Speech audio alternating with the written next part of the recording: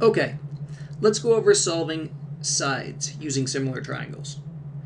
How I usually like to teach this stuff is, well, most things, I like to do a quick example first and then I'll tell you the steps, so you know where these steps are coming from.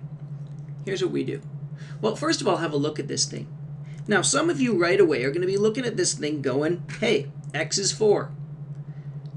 Why is x 4? Okay, first of all, x is not 4 by using Pythagorean theorem. There is no right angle symbol here, so even though it looks like a right angle, you cannot use Pythagorean theorem unless you know that this is 90 degrees. Remember, you cannot trust a drawing. Unless the symbol's there, you can't use Pythagorean theorem. So, how do you know it's 4?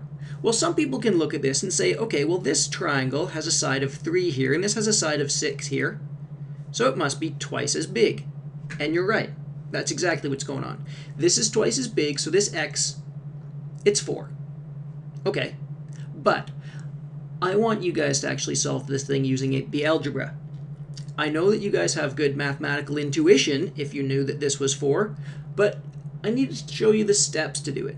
Just so you know. It's another tool in your toolbox, and it's going to come in handy when you get to x in both triangles and you have to solve.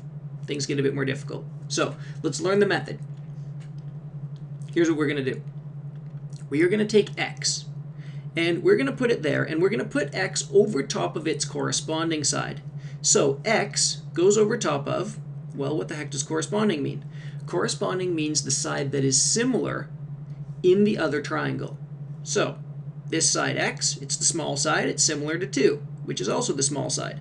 But more importantly than the small side, it's similar because it's between arc and nothing. Well, no sign here. This one is between arc and blank. So those two are similar.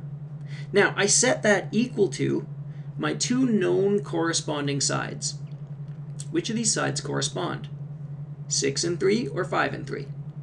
Well, 6 and 3 do, because 6 is between arc and dot, and 3 is between arc and dot. So those two sides are similar. What's the 5 here for?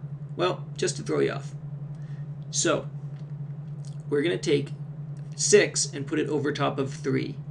Now, why does 6 go over top of 3? Well, because I put x over top of 2. So if I'm going from the big triangle to the little triangle, so x went over 2, I have to go big triangle over little triangle for my other pair of corresponding sides. Corresponding sides go over top of each other. If I went big to small, I have big over small, I have to do big over small. Okay, so what happens when I solve this thing? Well, we do something called cross-multiplying, which some people don't like because, well, the problem isn't that cross-multiplying is hard. The problem is that you do it in all sorts of places where you're not supposed to. This is where you are supposed to cross-multiply. Two fractions on either side of an equal sign. I just multiplied the 2 up there. So x is equal to 12 over 3, x equals 4. Bam! But you already knew that. So what does this equation do? This equation does exactly what your intuition just did. It takes 6 divided by 3. So this thing here, it's just figuring out how much bigger the triangle is. So 6 divided by 3 gives me 2. It tells me that the triangle is twice as big. And then when I multiply the 2 up there, it tells me what I need to turn this side into in the bigger triangle. So it's doing just what you did in your head. But it's doing it through the algebra. Show and work. And this will also work when things get more complicated, which we'll get to. So, what are the steps? Well, let's write them down. Okay, first thing I'm going to move that thing down into the corner so that I've got room to write. Or copy and paste. Bam. So, here's what you got to do. The steps are this. We always take x and we put x over its corresponding side. Now, what does corresponding side mean? Corresponding side means that it's similar in the other triangle. So the corresponding side is the side that is similar to the one you're looking at, so the one similar to x in the other triangle. Then we set equal to our two known corresponding sides. Which are known corresponding sides? That was the 6 and the 3, because I know them both. I couldn't use the 5 because it didn't have a known pair. I couldn't use 2 and x because I don't know x. So 6 and 3 were my known corresponding sides.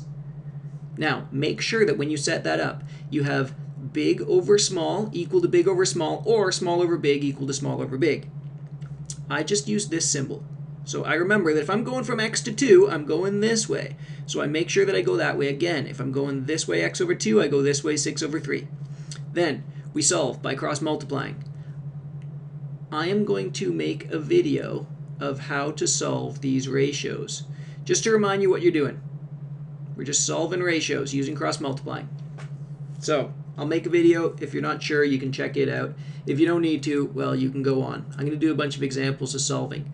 So what you might want to do with this video is just keep it open and then open the next video in another window so you can refer back to this, because this is sort of like the note. And then you can refer back to this to make sure you know what you're doing.